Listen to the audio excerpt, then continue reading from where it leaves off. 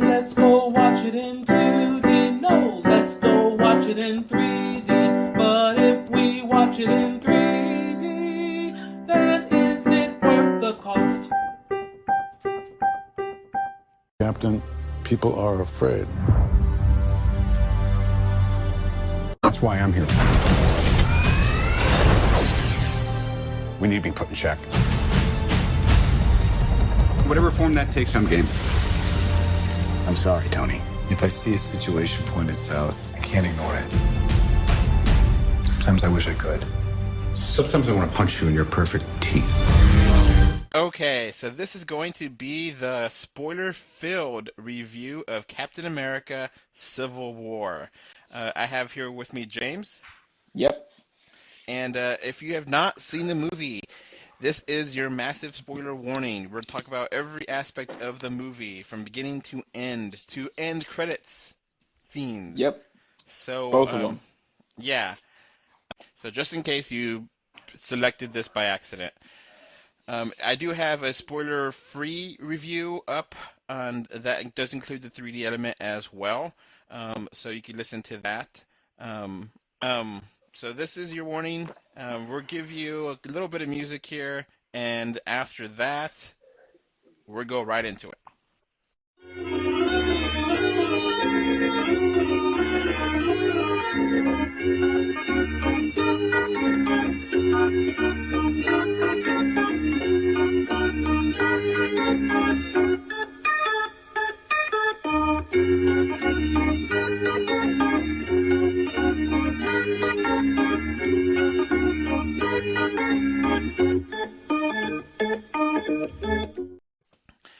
So on to the show.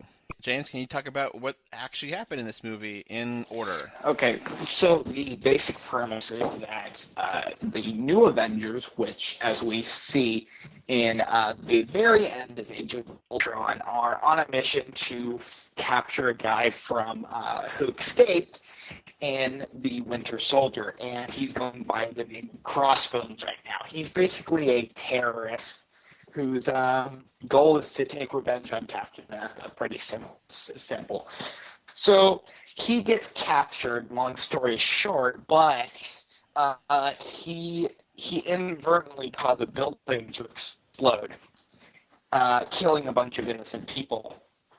So the entire world discuss it and think that the Avengers need to be under government regulation and need to stop being a private organization. Captain America, being, of course, the, I guess, an anti-establishment from World War II era person, decides that it's the best thing for the team to stay a company, or to say privately owned, so that they can go whenever they feel is a right time to respond. And eventually this gets involved with the resurgence of his former enemy, former friend, Bucky Barnes, or James Barnes, who is now known as the Winter Soldier. And there's also a new villain here, Zemo or Zemo, something like that? Baron Zemo, yeah. Okay. And he's the mastermind behind some of this issues the Avengers have together. Now, not all the Avengers are in this movie. Hulk and Thor are not in this movie. And they actually mention why they're not in the movie? Yes, they kind of allude to the reason why, and they kind of make a joke about how, with them wandering around, people don't really know where they are. Of course, we know where Thor is. He's in Asgard.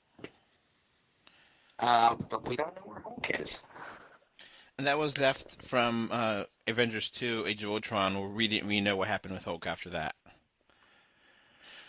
Now, the government accords, was it Slovakia Accords, right?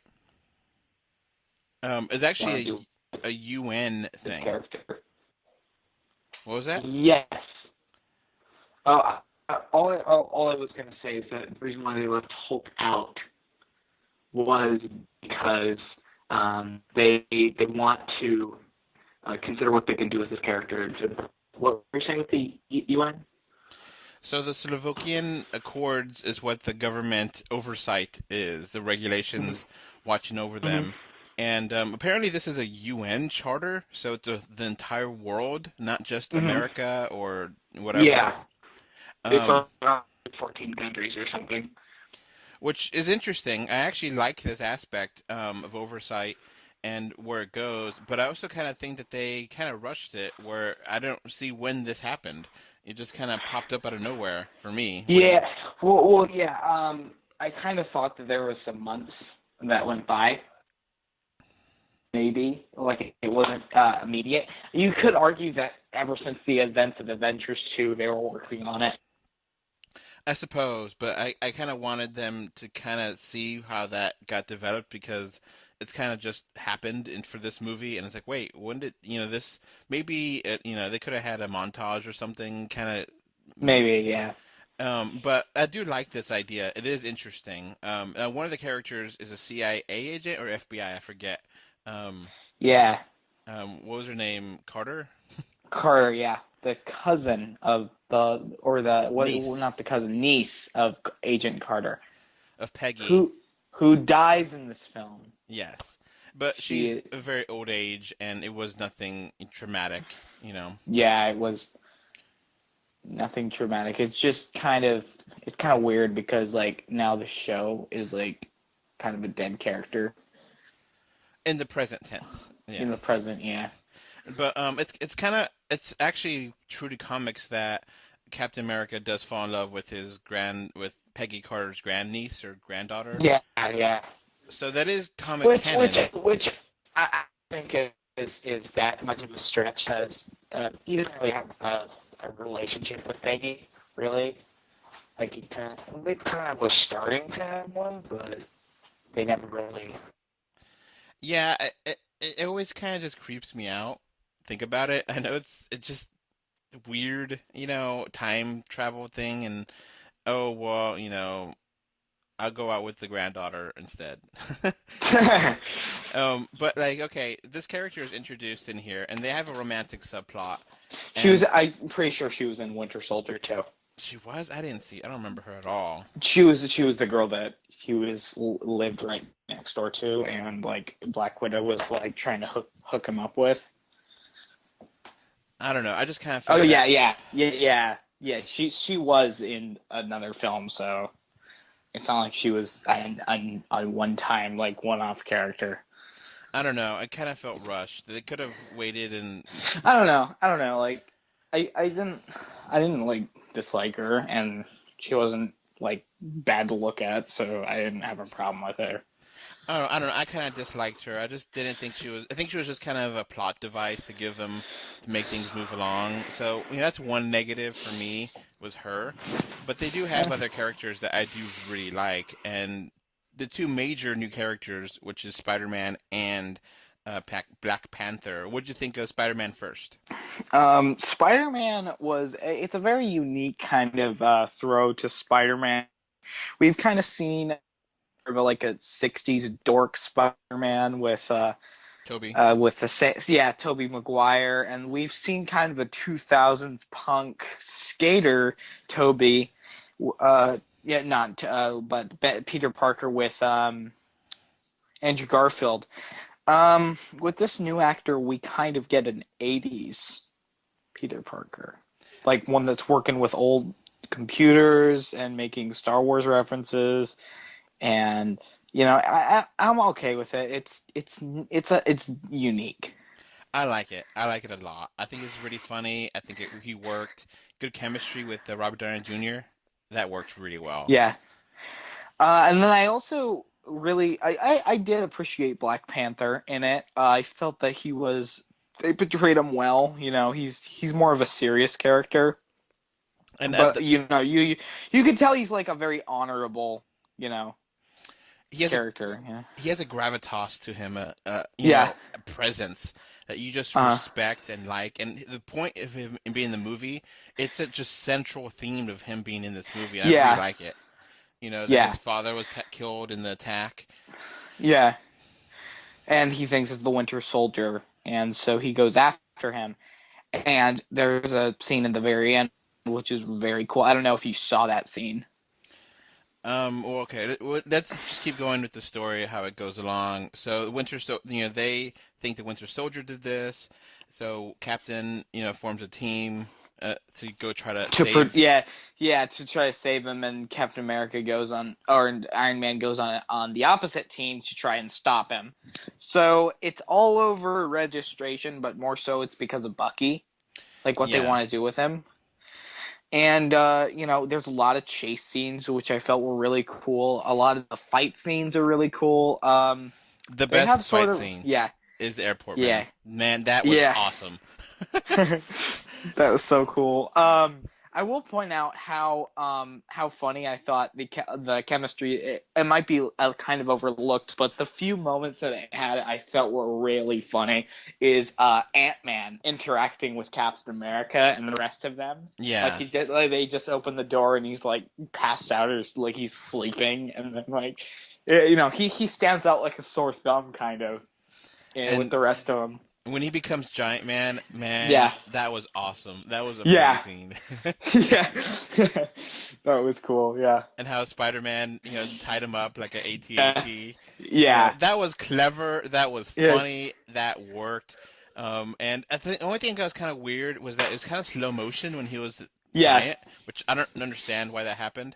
Yeah. Now, one character that was a new Avenger, Vision, is in the movie, and there's actually some really good scenes with him, but he's kind of off and on in the movie, and I don't. Sometimes it's kind of weird to when he's in the movie or why he's not in the movie. That You fight mean like he scene, didn't really appear in the film? like he's there but not there, but sometimes he's there, and like that fight scene, he could have done a lot of damage, and Yeah, he just yeah.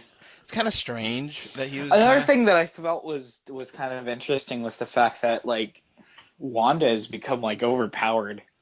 Yeah. And she like where to the point where she can stop Vision. Like I always thought that Vision was way more powerful, but now they're kind of equal, or she's better.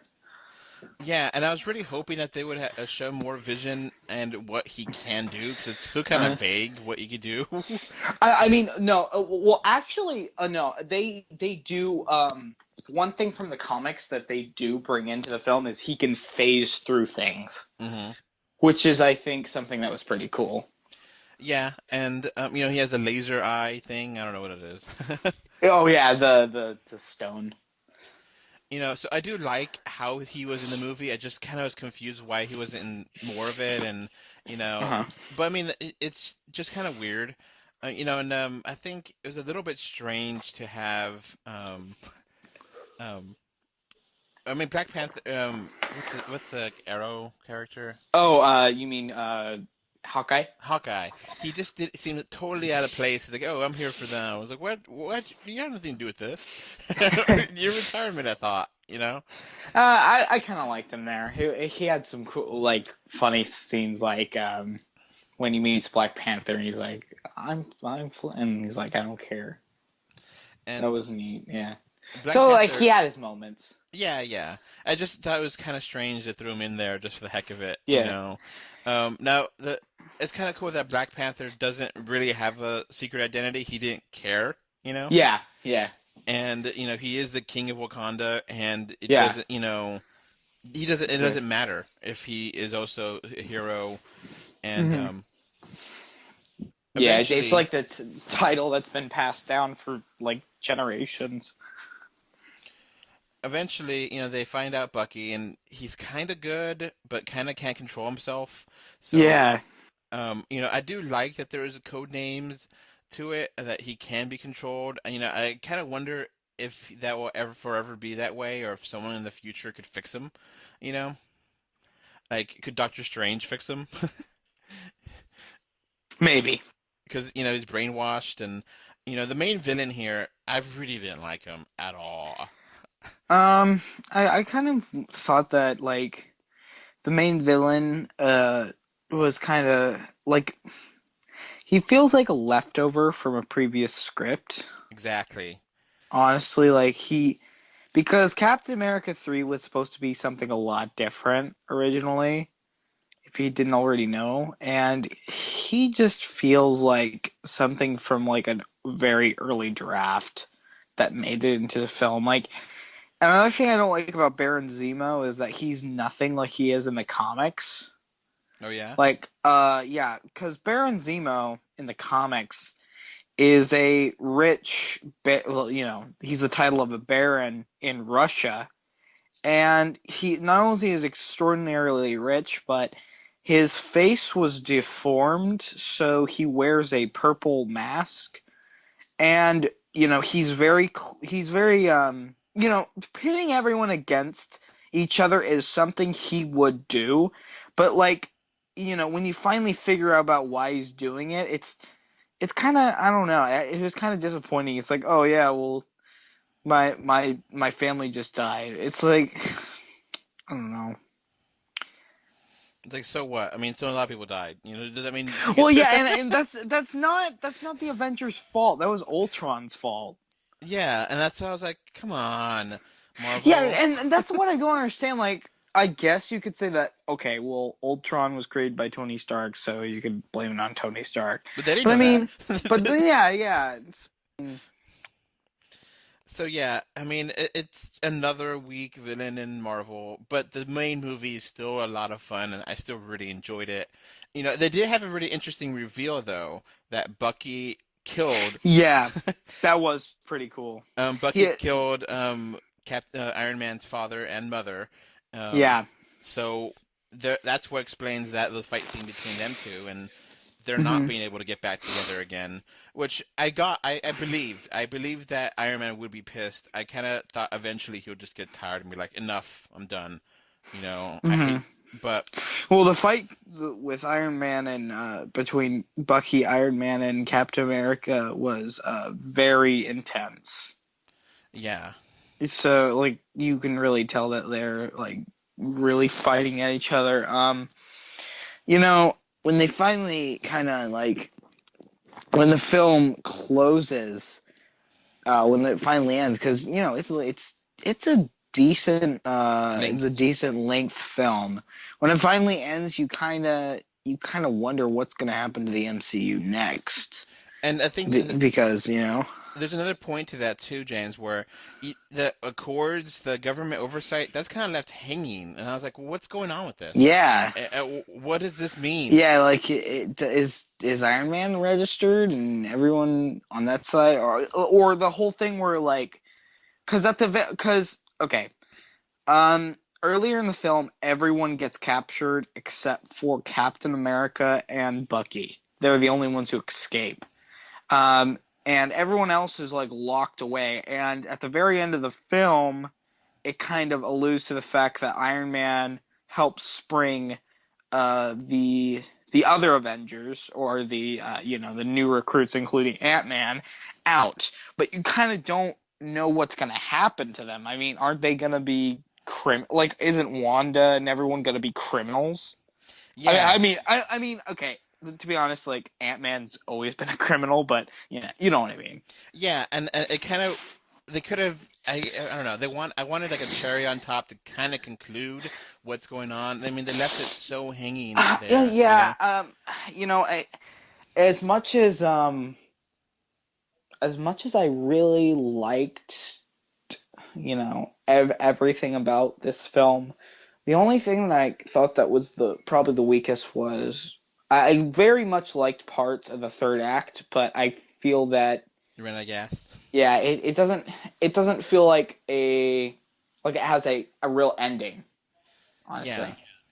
Like, I mean, you get some closure from like one of the end credit scenes, but other than that, which we'll get onto. So, did you see any of those? Okay, before we get to that point, hold on. We got to talk about how eventually Baron Zemo was captured by Yes. Black Panther, and I give it so much more respect for Black Panther for doing what was Yeah, right. T'Challa. He was a hero there. He Yeah, wasn't yeah, vengeful, That was awesome. yeah, that was really cool. He could have easily just like slashed him and then that was it. But he turned him in, and that's kind of interesting because he's one of the I don't. You don't know Maybe he where could he do. is. Yeah. Maybe he could show up on Agents of Shield. I don't know.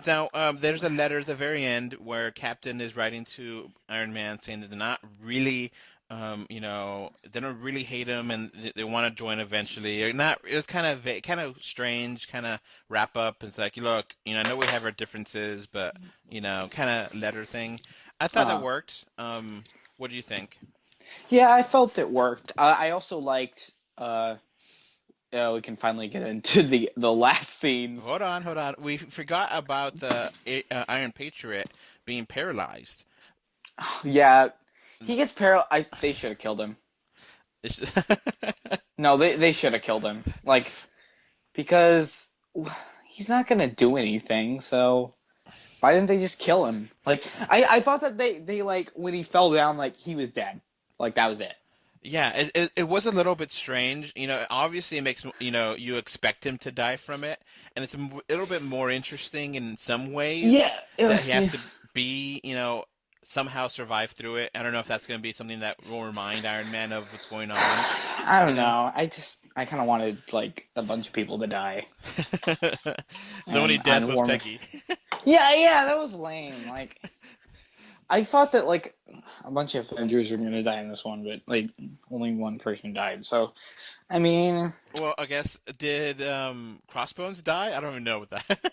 oh yeah, he exploded. But I mean, But okay, let's get to the first end credit scene. Now, I didn't get to see the second one. The first one, you're back at Wakanda, and it looks like they're pretty much putting Bucky into the freezer.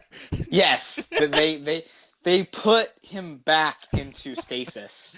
Just like, okay, nothing Well, else. because like everyone in their brother's good, and no, because it's a good scene because it gives like it gives an ending to because like they're back in Wakanda and Black Panther has a conversation with the Winter Soldier about how he's just gonna have to be frozen because he's too much of a danger to the world and everyone's gonna be looking for him. And then Black Panther, before he presses the button and gets frozen, Black Panther tells him, "Well, I'm gonna be the one protecting you." Or something along those lines. So it's a neat scene because it kind of resolves that tension they had. It shows how much they changed. Like after Black Panther figured out that it wasn't him who killed his dad, Yeah, there's he growth there. he accepted him and forgave him, or I guess understood him better. Yeah, understood is probably a better term. Come to Yeah, grips and with him. and it kind of makes me think maybe you'll get to see. Probably not him acting, but maybe you'll see the frozen Bucky Barnes and Black Panther, like Yeah. just in the background, probably. Maybe that'll be another plot point that there'll be some kind of security risk and the power goes out and Bucky can come out. Yeah. You know. Who knows? I just felt that was a cool scene. The final scene was with another Spider-Man. Okay. And it was another Spider-Man scene, right? You didn't see this one. No. Okay. And so what happens is Spider-Man is back at his apartment with his with Aunt May, who looks way too young, and it's weird. I like it. I like it. I should no. I mean, Tony Stark, Iron Man does some really good jokes with it. It works. Yeah. It's fun. Yeah. But so he's back at home, and Aunt May's like asking him who's the person that beat him up, and he's like some kid from Brooklyn named Steve. So I mean, it's kind of cool. And then at the very end, you see him. He's revealed to have this watch that Iron Man gave him, and it like shows on the wall, and it's like a Spider-Man symbol. Mm. And it kind of alludes to like Homecoming a little bit. Okay. Because Yeah. it's really strange that the screen I went to was like 3 weeks ago, and they didn't have that. They had the mid-credits scene, not that last one. So I waited, and we were like, "Oh, come on! Where's the scene?" I had to really go to the bathroom. I couldn't, and it's like, fine.